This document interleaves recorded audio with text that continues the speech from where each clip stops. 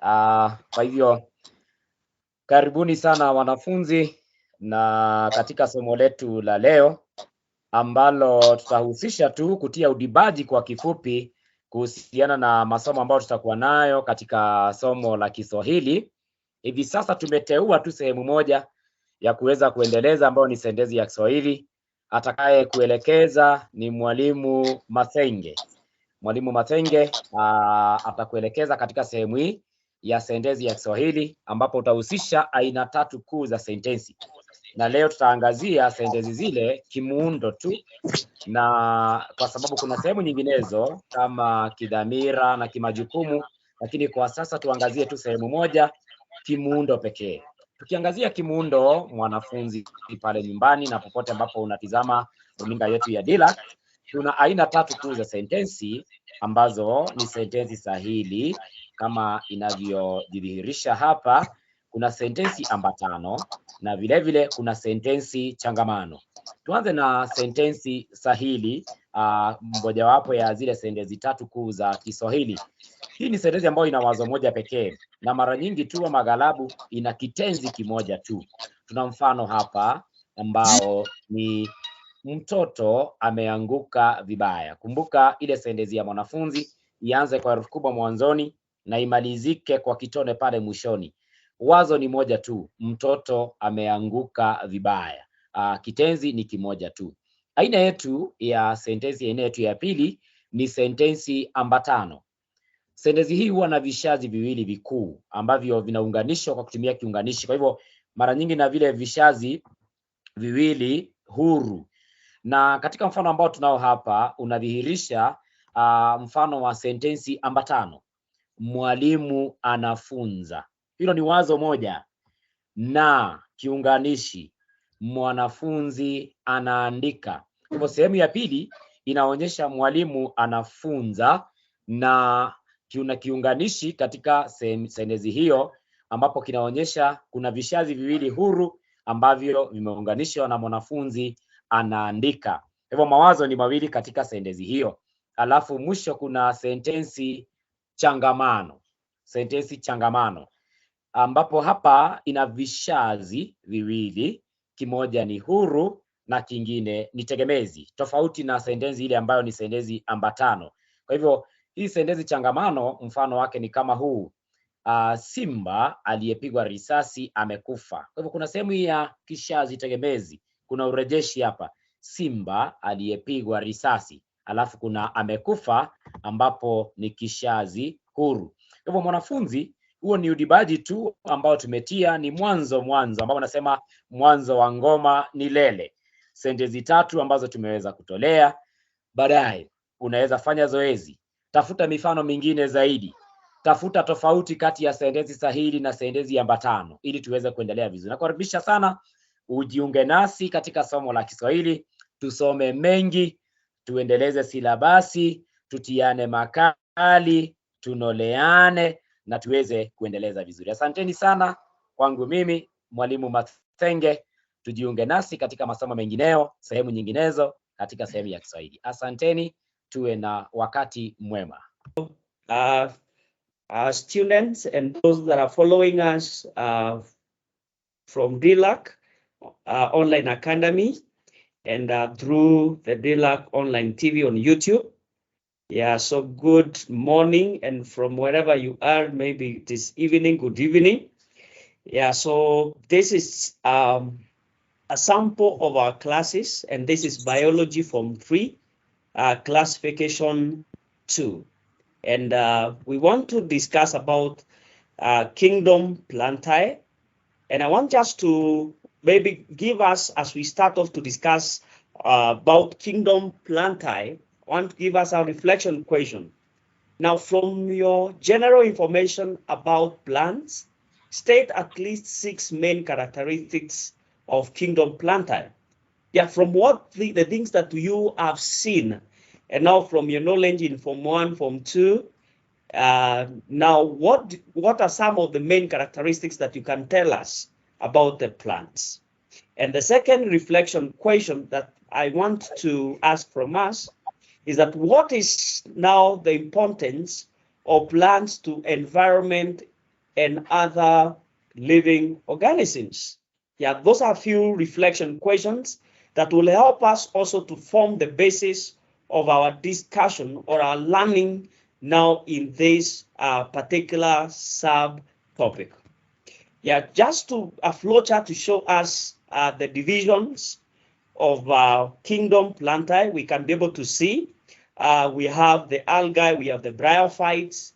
Yeah, so we have the pteridophyte, gymnosperms, angiosperms, and many other divisions that we can be able to see from the flowchart. But now at this particular level, that is in Form 3, we'll discuss about the bryophytes, pteridophytes, and also what we call spermatophytes. Yeah, so, and that is what we'll be able to discuss about the gymnosperms. We'll be able also to discuss about, the angiosperms. Yeah, so, and generally, so plants have various characteristics. Yeah, so one, we know they are eukaryotic and they are multicellular.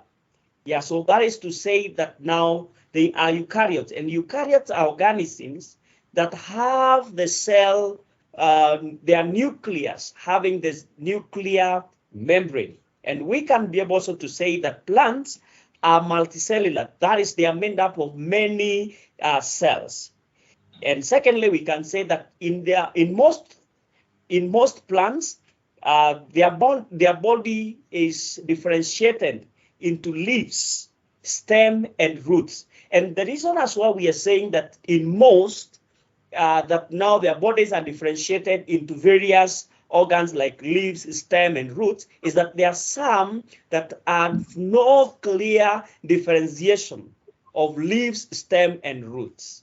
So, and also number 3, we can say they reproduce both sexually and asexually, as we will be able to see in various classes of the kingdom plantae.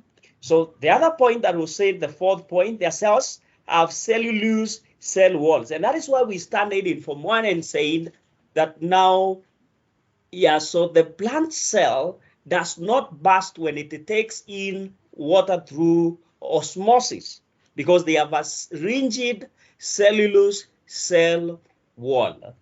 And that is now for all the plants.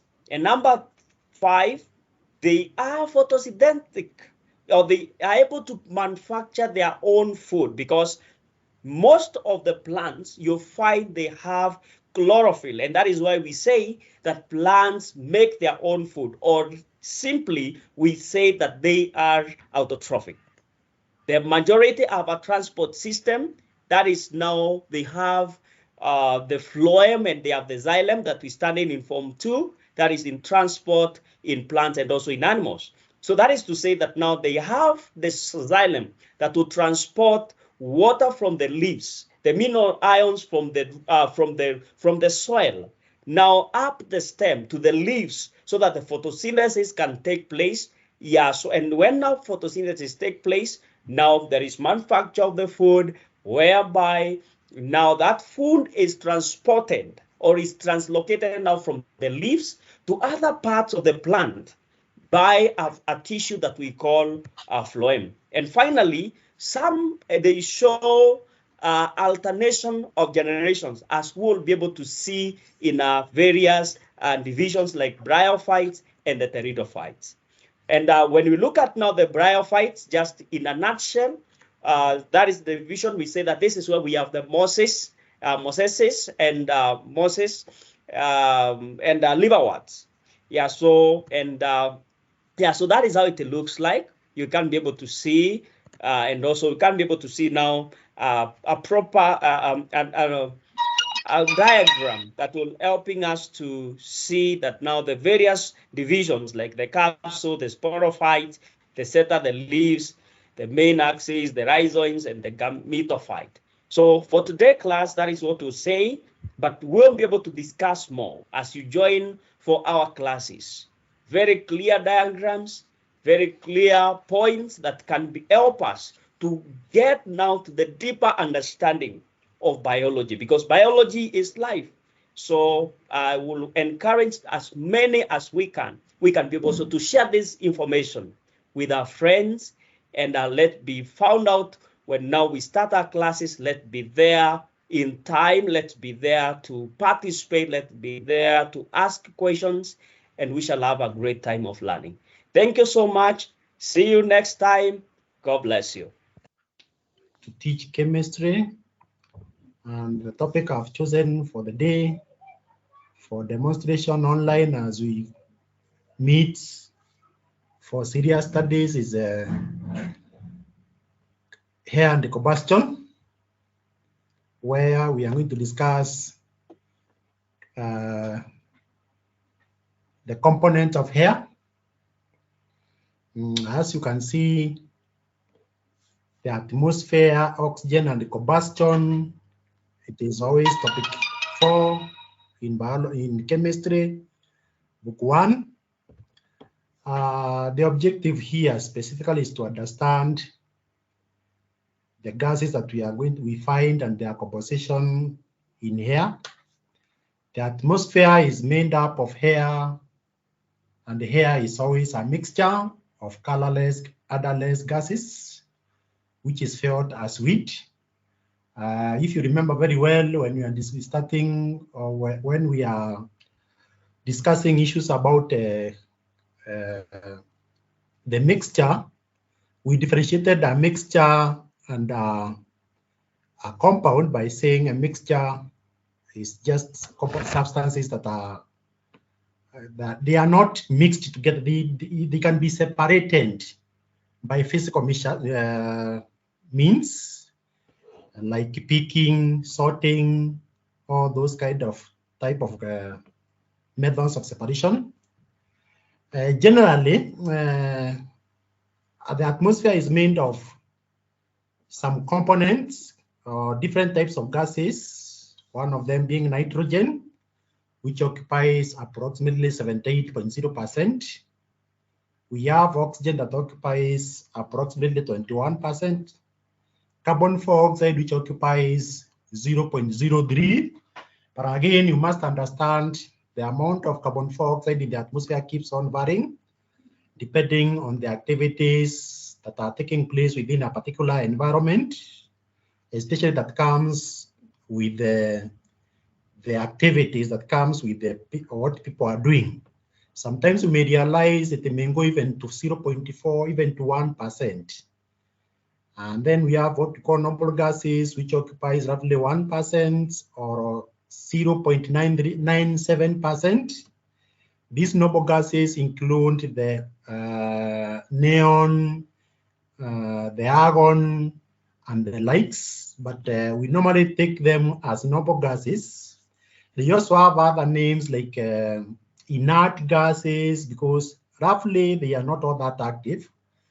Then other component, we have water vapor, which keeps on varying again. This is one that is now again defined as humidity, or the amount of water vapor in the atmosphere. Some other times even we talk of the dusty particles in the atmosphere and the likes. So when you go deep in the topic, we are going to discuss specifically oxygen, because in chemistry we normally take oxygen being the active part of air, which support combustion and which is very important when it comes to human life. We are going to discuss on how it reacts with other compounds and how it brings about the reactions, mostly the one that we are calling combustion, or rather burning. And as we continue, we are going to find out some of the experiments that we can find in books, in exams, that helps us to understand the percentage of air that support combustion.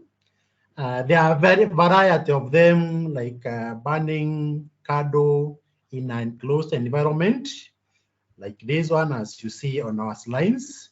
We can also use we call it what? The syringe.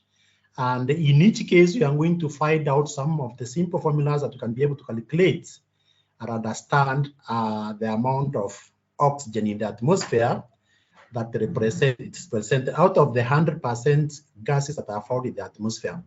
So what I intend to do is kind of try to revise, because I know most of these things that you've done with your student, with your teachers. And I believe as we continue, we are going to shape ourselves and in the process, find out how much we can be able to attain as we continue. Otherwise, I just welcome you so much as we endeavor to go online and be able to attain the goals of the season 1 of this academy. Thank you very much. May God bless you. You are most welcome.